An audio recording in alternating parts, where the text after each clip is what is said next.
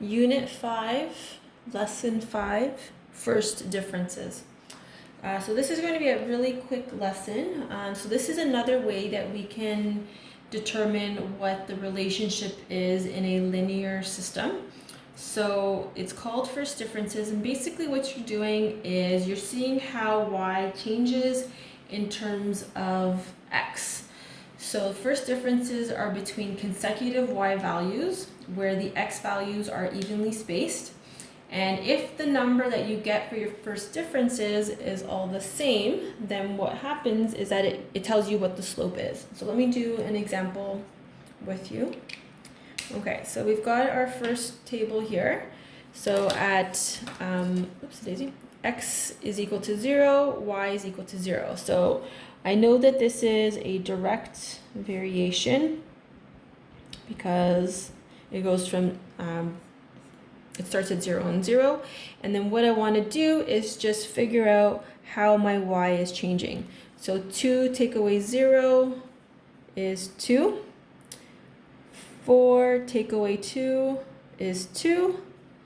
6 take away 4 is 2. And 8 take away 6 is 2. So because my first differences are all the same, I know that my relationship is linear and the slope of this line is equal to 2.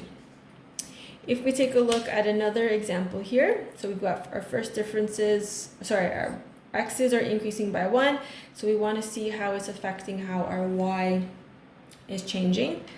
So the first differences, oopsie, my camera is moving. So my first one here, so 6 take away 2 is 4. And my next group of numbers, 10 take away 6 is 4. And then 14 take away 10 is 4.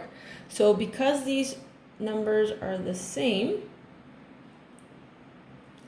then what I can say is that this relationship is linear and the slope is equal to 4.